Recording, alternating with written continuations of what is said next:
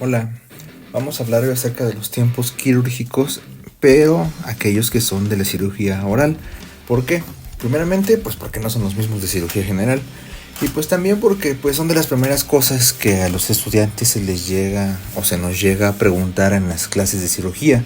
Y además, pues cuando nosotros vamos a hacer alguna extracción, alguna cirugía, realmente la forma en la que acomodamos el material para hacer más fácil el procedimiento tiene que llevar pues un orden, y el orden que se sigue pues es el orden de los tiempos quirúrgicos. Entonces vamos a ver cuáles son, vamos a ver la importancia de cada uno, la introducción a ellos, el material que ocupamos y pues por encimita pues para que sea más fácil de memorizar todo esto y lo podamos replicar en cada una de nuestras extracciones. Vale, pues vamos a empezar. Primero que nada vamos a ver qué es más o menos una cirugía. Como vemos aquí, una cirugía pues son las maniobras o procedimientos realizados con instrumentos que son diseñados particularmente, detalladamente y con técnicas ya descritas para acceder de un plano superficial a uno profundo. ¿Para qué? Pues para muchas cosas, ¿ok? Veamos las imágenes. Aquí tenemos un plano superficial que viene siendo la piel o la mucosa. De este plano vamos a brincar a este, que es un plano profundo. ¿Como qué puede ser? Pues como hueso. La rama de la mandíbula, podemos acceder al mentón, al maxilar, al seno maxilar, etcétera. Es un plano profundo. ¿Y pues para qué? Pues podemos hacer muchas cosas. ¿Como qué? Pues aquí algunos ejemplos. Pues un tercer molar que pues no esté erupcionado. ¿Ok? Ese es un ejemplo. Tenemos que acceder de un plano superficial a un plano profundo para encontrar a este tercer molar. ¿Para qué más podemos acceder a alguna cavidad o alguna patología? Pues por ejemplo para biopsiarla, para descomprimirla, para hacer alguna enucleación, etcétera, ¿no? O pues por ejemplo alguna fractura. De un plano superficial accedemos a un plano profundo pues para reducir la fractura, por ejemplo. Entonces hay muchas cosas que podemos hacer. Y después de esto, ¿qué tenemos que hacer? Pues lavar lo que hicimos, limpiar el relajo que hicimos y finalmente cerrarlo, ¿ok?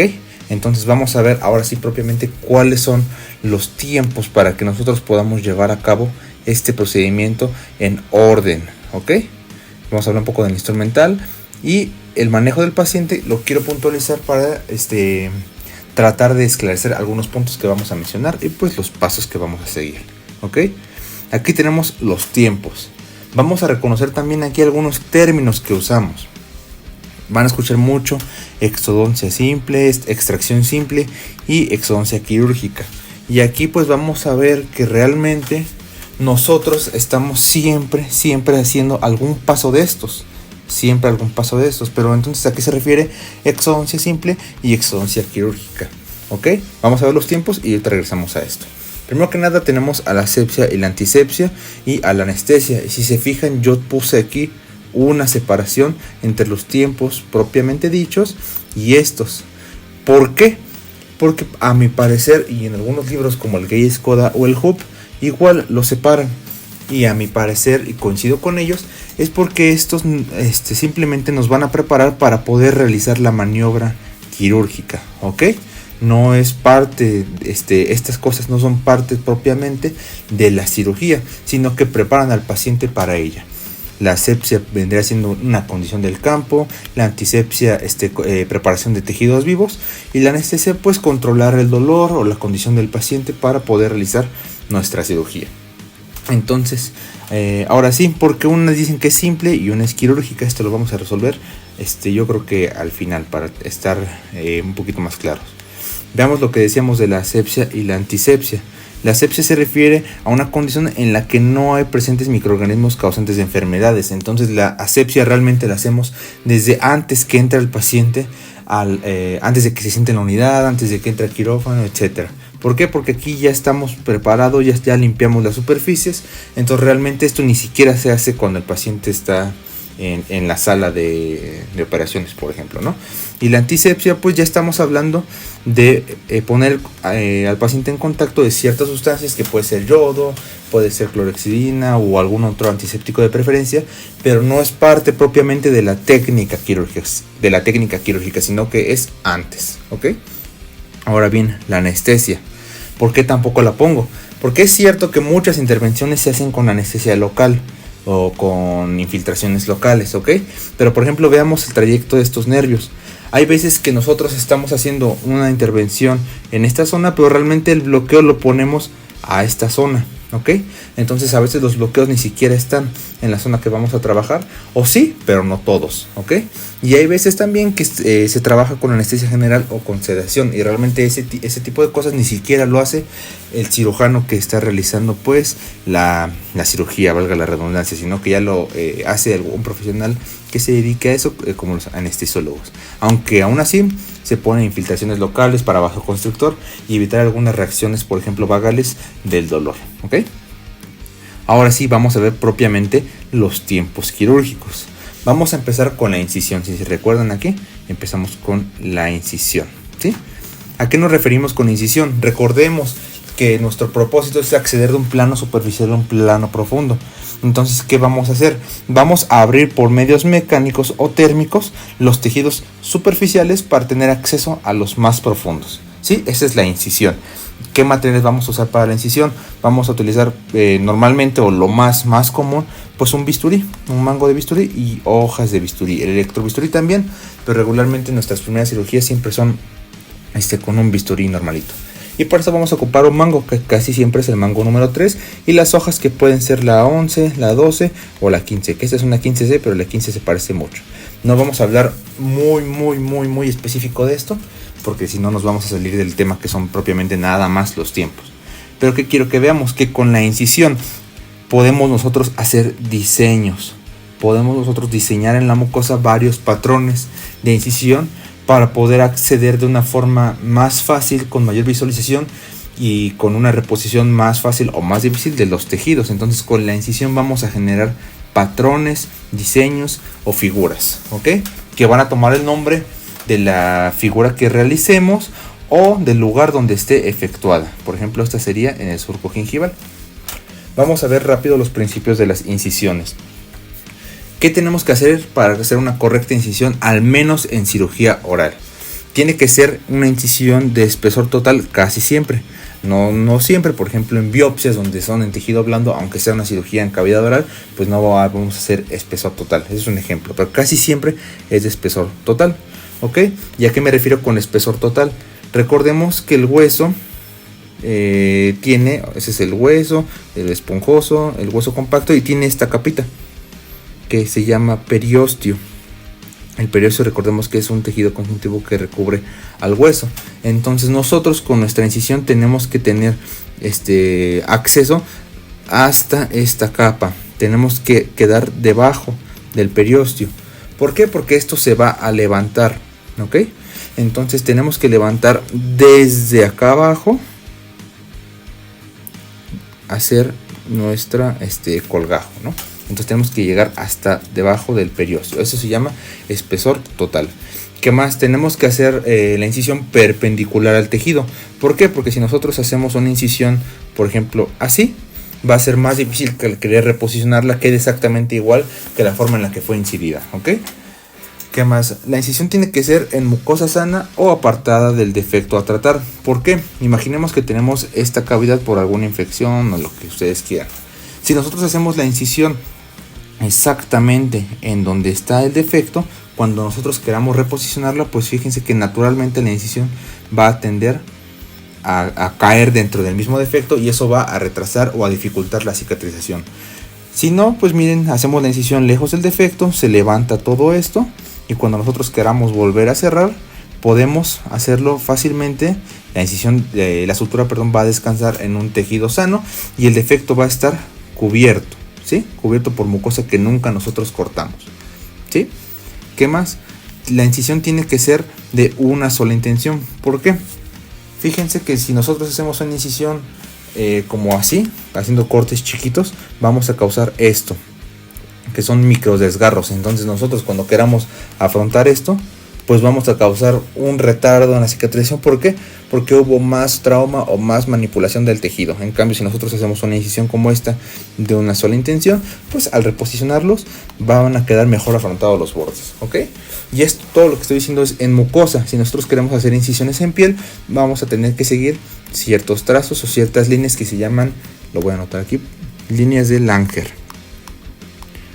O si se fijan, están siguiendo la distribución de los músculos de esta zona, o las líneas de expresión, como lo quieran ver, ¿sí?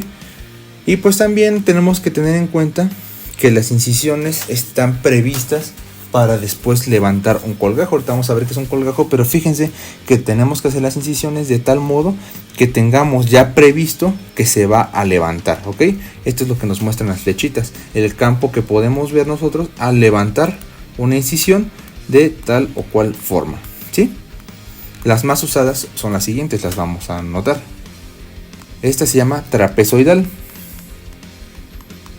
Trapezoidal, ¿por qué? Pues porque parece un trapecio, ¿sí? Este se llama triangular porque parece un triángulo.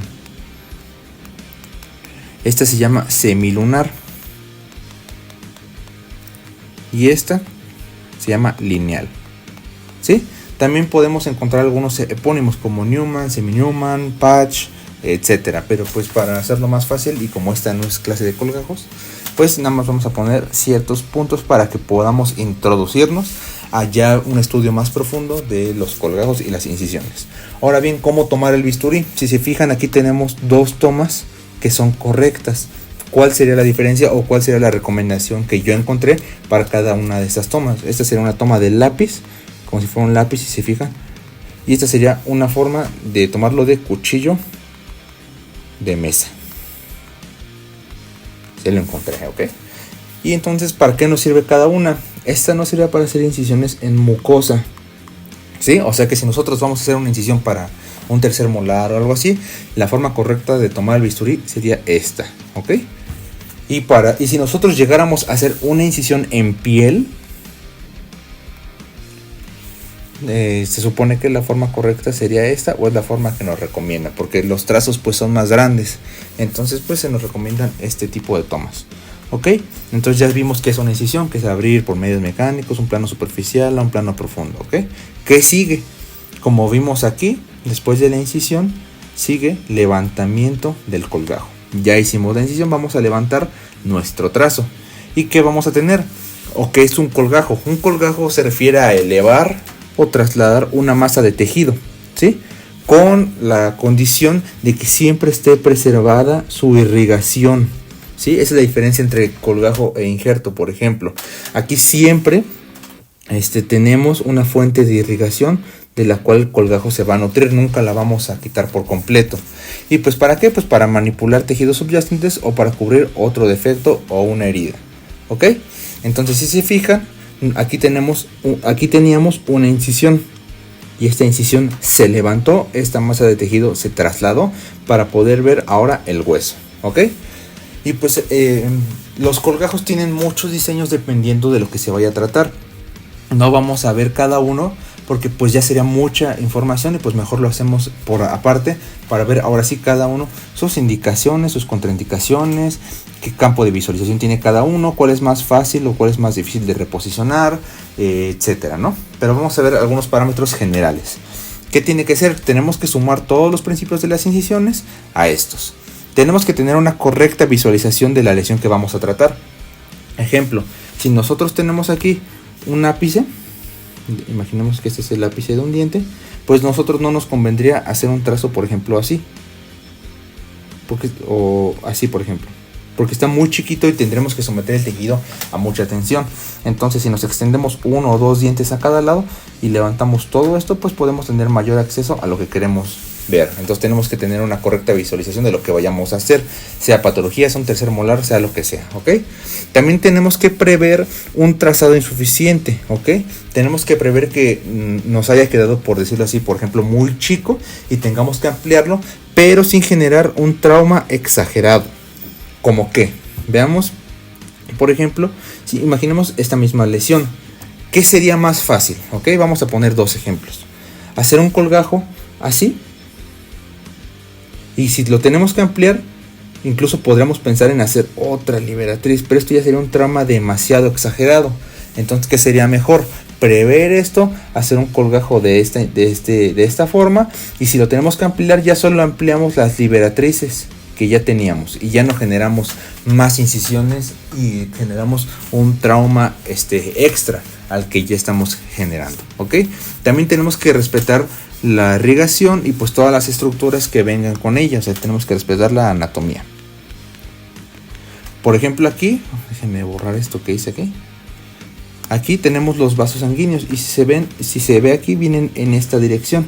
Entonces los colgajos tienen que ir orientados a respetar la dirección de los vasos sanguíneos para proveer el mayor soporte de oxígeno y nutrientes a los tejidos que vamos a levantar. Sin embargo, tenemos otras estructuras, por ejemplo, el frenillo, tenemos que respetarlo. Y también entra aquí la estética, entonces tenemos que valorar el generar liberatrices en zona estética, ok. Ya vamos a ver después en una clase de colgajos específicamente qué es una liberatriz y todo eso, ok.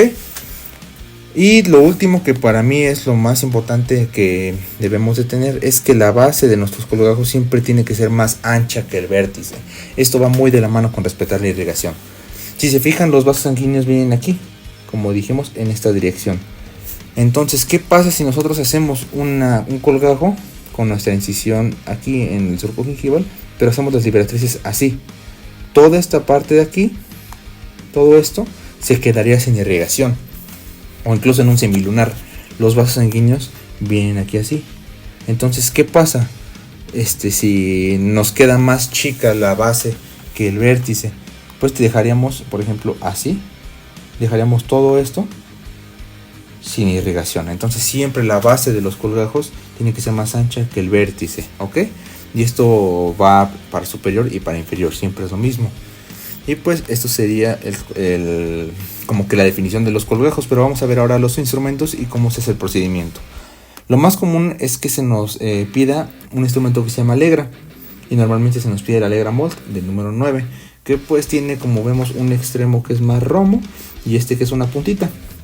Vamos a ver para qué sirve cada uno de ellos, ¿ok? Este instrumento se va a apoyar contra el hueso. Ya hicimos nuestra incisión, ya hicimos nuestro trazado. Fíjense, ya aquí ya tenemos el trazado. ¿Dónde se va a colocar? Lo que encontré o lo que vi en las recomendaciones es que primero con esta puntita se coloque en el ángulo generado por la incisión horizontal y la incisión vertical. O sea, aquí. Por aquí se va a comenzar a despegar o a levantar nuestro colgajo. Entonces lo que vamos a hacer es vamos a hacer un movimiento de lateralidad. Vamos a avanzar y luego vamos a levantar. ¿Ok? Lateralidad, avanzar y levantar. ¿Ok? Y pues una vez que tengamos este plano ya levantado, ahora vamos a tomar el extremo romo. Y se va a colocar entre el periósteo y el hueso. ¿Ok? Igual que se colocó en el ángulo, ahora sí vamos a hacerlo por toda la demás extensión de la incisión para levantarlo todo, ¿ok? Y pues vamos a tener también un extremo cóncavo y un extremo convexo de la Allegra, que si la vemos de lado sería más o menos así, ¿sí? Entonces, ¿cuál vamos a colocar contra el hueso y cuál vamos a colocar hacia la mucosa? El extremo que es cóncavo va a ir hacia hueso. Y el extremo que es convexo va a ir hacia la mucosa. ¿Por qué? Pues para evitar perforaciones. Porque si esta parte de aquí queda hacia abajo, va a ser más complicado que esta parte que es más curveada, pues perfore nuestra mucosa, ¿ok? Entonces, como decíamos, lateral, profundo, avanzar. Lateral, profundo y levantamos, ¿ok? Y lo que tenemos que tener es algo como esto. Si se fijan, rara vez vamos a hacer colgajos tan grandes, pero fíjense cómo aquí está el trazo de la incisión y se levantó tanto la mucosa como el periósteo para tener el hueso, por decirlo así, pelón para nuestra intervención. Ese es un colgajo mucoperióstico o de espesor total. Y una vez levantado podemos utilizar otros instrumentos como nuestro separador. Lo colocamos aquí en hueso y retraemos, ¿ok? Para tener nuestros tejidos, como su nombre lo indica, separados, ¿ok? ¿Qué más? Ahora que ya hicimos nuestro abordaje, ya hicimos nuestra incisión y levantamos nuestro colgajo. ¿Qué sigue? Vamos a tener ahora la cirugía propiamente dicha. Aquí depende del propósito, se me fue una P, del propósito de la intervención. ¿Por qué?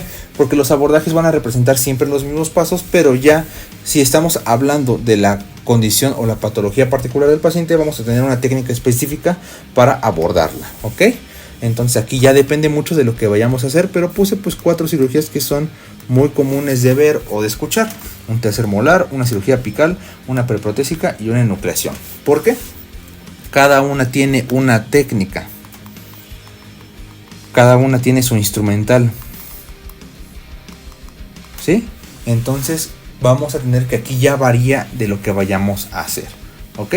Sin embargo, hay conceptos que se repiten en las técnicas y los vamos a ver rápido. Tenemos a la osteotomía. ¿A qué se refiere la osteotomía? Aquí hablamos de un corte en hueso, un corte X en hueso. También tenemos la ostectomía, que estamos hablando de un corte en bloque. Y aquí tenemos las imágenes. Un corte de una osteotomía pues simplemente podría ser cortar tantito hueso para liberar la corona o hacer un punto de apoyo. Sin embargo, una ostectomía ya estamos hablando de un bloque que tenemos que retirar para exponer alguna patología, un diente incluido, etc. Y tenemos la odontosección, que pues es seccionar un diente en partes. Ya veremos luego los tipos de odontosección dependiendo de la anatomía de cada diente. Y aquí pues ya se usan los instrumentos que ya todos hemos escuchado: la pisa de baja, las fresas 702L, que es la que casi siempre usamos, elevadores, forceps, etcétera, ¿ok? Pero la cirugía propiamente dicha, ya estamos hablando de tratar propiamente la patología o la condición que detectamos desde el principio, ¿sí? Después, ¿qué sigue? Ya que hicimos o que tratamos la patología o la condición, vamos a limpiar lo que hicimos, ¿ok? ¿Y esto para qué? Hay que proveer las óptimas condiciones para después cubrir lo que hicimos con los tejidos blandos que levantamos, ¿ok? Y esto tiene varios objetivos. Tenemos que eliminar los restos de tejidos patológicos, como tejidos de granulación, restos de quistes, etcétera, ¿ok? También tenemos que retirar cuerpos extraños, como pedazos de hueso que se hayan ido en la osteotomía, que hayan quedado por ahí. Luego hasta las cánulas se van rompiendo y quedan ahí, entonces tenemos que quitar todo eso, ¿ok? Y también tenemos que quitar los tejidos cuya vascularización sea comprometida. Por ejemplo, si ya sabemos que cuando suturemos pueden quedar como unas orejitas, pues tenemos que quitarlo. Por ejemplo, en una regularización de procesos, si hacemos extracciones múltiples, pueden quedar las papilas volando. Y esas papilas tienen vascularización comprometida porque al suturarlas van a quedar pues prácticamente volando. Entonces esos son los tejidos que se pueden retirar, ¿ok? Y tenemos que irrigar muy bien. Hay varias soluciones con las que podemos irrigar, aunque yo recomiendo agua inyectable, ¿sí? Hay que checar nada más la osmolaridad de las soluciones. Y hemos escuchado algo muy famoso que es curetear. Curetear pues con una cureta, como su nombre lo dice, como la de Lucas, vamos a estar limpiando las cavidades que vamos a ir dejando. Sin embargo, esto no es siempre, y esto va a depender de la cirugía propiamente dicha o del especializado. ¿Por qué? Porque no es lo mismo, por ejemplo, retirar estos dos dientes que tienen ya un proceso infeccioso crónico, que tiene aquí mucho tejido de granulación, a un tercer molar asintomático que realmente no tiene aquí aún ningún proceso infeccioso en curso, ¿ok? Entonces tenemos que valorar si es que tenemos que realmente traumatizar todo este tejido, ¿ok? Aquí, por ejemplo, pues tenemos tejido de granulación. Aquí sería pues lo indicado limpiarlo, sacarlo, curetearlo. Pero aquí, por ejemplo, pues solamente se debería retirar los cuerpos extraños que hayan quedado de la cirugía. Pero no solamente es tejido de granulación, también puede ser un folículo que esté ahí, algún quistecito, etc. ¿Y cómo se va a hacer? Vamos a irrigar a presión el alvéolo y pues también vamos a estar aspirando, ¿ok? Y pues por último tenemos a la sutura. La sutura va a ser la reposición de los tejidos blandos que levantamos, ¿ok? Y esto puede ser por un trauma o por la acción quirúrgica. Nos vamos a referir ahorita a la acción quirúrgica, ¿ok? ¿Y para qué? Para promover la cicatrización por primera intención. O sea, afrontar los bordes, ¿sí? Entonces, por ejemplo, en los diferentes diseños de colgajos, vemos aquí que aquí están los puntos de sutura. Ya después veremos cómo se realizan, pero aquí el chiste es identificarlo como tiempo quirúrgico. Ya veremos después que se nos sugiere primero suturar los vértices del colgajo, luego las incisiones horizontales y ya después las liberatrices, ¿sí? Hay veces que se utilizan también para sitios donde las extracciones dejan un defecto muy grande y se utilizan puntos, más que nada para sostener material que podamos dejar adentro, como esponjas hemostáticas o esponjas que tengan propiedades antisépticas o antimicrobianas, ¿ok? Y aquí lo que vamos a usar es un porta agujas para pues mover la aguja y tijeras de sutura, ¿sale? Entonces esto sería todo de los tiempos quirúrgicos. Vamos a ver rápido un ejemplo, ¿ok? Imaginemos que tenemos un canino incluido, ¿ok? Y por X o Y razón se decidió quitar, ¿sí? Entonces vamos a ver, esta es la situación inicial. Nosotros aquí ya hicimos nuestra asepsia, nuestra antisepsia y ya anestesiamos, ¿ok? No se localiza el canino y pues se decide extraer, ¿ok? ¿Qué sería primero? ¿Cuál es nuestro tiempo quirúrgico número 1? Vamos a ponerlo aquí. Es la incisión, ¿ok? Entonces vamos a tomar, recordemos, nuestro bisturí y vamos a hacer nuestro trazo, ¿ok? Veamos que decidimos hacer una incisión que va a dibujar un triángulo. Entonces, ¿qué va a hacer? Un colgajo triangular, ¿sale? Nos vamos a extender 1 o 2 dientes a cada lado y vamos a respetar las estructuras como el frenillo y los vasos sanguíneos. Imaginemos que el diente está aquí atrás. Esa sería la incisión. Después de la incisión, ¿qué sigue? Vamos a levantar el colgajo. Recordemos que nuestra incisión fue de espesor total, entonces vamos a poner la legra aquí y vamos a levantar hasta que quede el hueso así, peloncito. Después de eso, ¿qué sigue? La cirugía, la cirugía propiamente dicha o el especializado, ¿sale? Entonces aquí, ¿qué vamos a hacer? Las maniobras específicas que están descritas para retirar este canino. Pero vemos varios conceptos que ya checamos. Vamos a comenzar, si no se ve nada, pues con una ostectomía. Hay varios patrones de ostectomía y pues esta se llama de sello postal. Por eso la puse porque me da risa cómo se llama. Recordemos que es retirar un bloque de hueso. Ya tenemos el primer concepto que vimos, que es la ostectomía. Después, una vez quitado el bloque y exponiendo la corona, vamos a poner en práctica otro concepto que puede ser la odontosección. Fíjense cómo se secciona la corona y se deja la raíz. Vamos a ponerle odontosección. Odontosección. ¿Ok? Después de eso, ¿qué seguiría? Vamos a ver otro concepto que es la osteotomía. Ya quedó la raíz, pero vamos a cortar tantito hueso para tener un punto de apoyo y sacarlo. Entonces, ¿qué sería? Osteotomía. ¿Sale? Y después de eso, se lava. Lavamos todo esto para quitar lavamos todo esto con agua estéril, retiramos tejido, todo lo que haya quedado ahí, como alguna espícula, etcétera. Y después, ¿qué sigue? Suturar. Bueno, primero limpieza, lo anoto. Limpieza y luego suturar. ¿Sale? Suturar. Y ya, ahí están los tiempos quirúrgicos en una cirugía de un canino incluido. ¿Sale? Y pues, ¿para qué nos sirve esto? Pues nosotros imaginemos que estamos en la escuela y vamos a acomodar nuestro material. Recordemos que tenemos lo de asepsia y antisepsia, que muchos dicen que es atemporal y por eso no se pone ahí. Entonces vamos a separarlo. Lo de anestesia y separadores vamos a separarlo también, porque pues también nos representa parte de nuestros tiempos quirúrgicos. Ahora sí, vamos a ver. ¿Qué tenemos primero? La incisión. Entonces tenemos nuestro bisturí para hacer la incisión, ¿sale? Nuestra legra para nuestro levantamiento del colgajo. Todo esto para la cirugía propiamente dicha. Todo el forceps, etcétera. Y al final nuestros materiales para sutura, ¿ok? Siempre teniendo en cuenta que la limpieza va a estar con nuestra charolita con agua y pues nuestra jeringuita de 20 mililitros. Entonces repasamos otra vez: anestesia, asepsia, antisepsia y anestesia, incisión, levantamiento de colgajo, la cirugía propiamente dicha, la limpieza y la sutura. ¿Sale? Entonces vamos a tener que así se vería más o menos una mesa acomodada por tiempos quirúrgicos, ¿ok? Y la eyección y todo eso pues no es parte de los tiempos, entonces la podemos poner a un ladito. Entonces con una mesa así acomodada pues tenemos un orden de los materiales y sabemos más o menos qué vamos a hacer simplemente por el orden en el que están acomodados los instrumentos. ¿Sale? Entonces ya tenemos esto, ya vimos todo esto, ya sabemos cuáles son los tiempos quirúrgicos. Entonces esto sería todo por ahorita.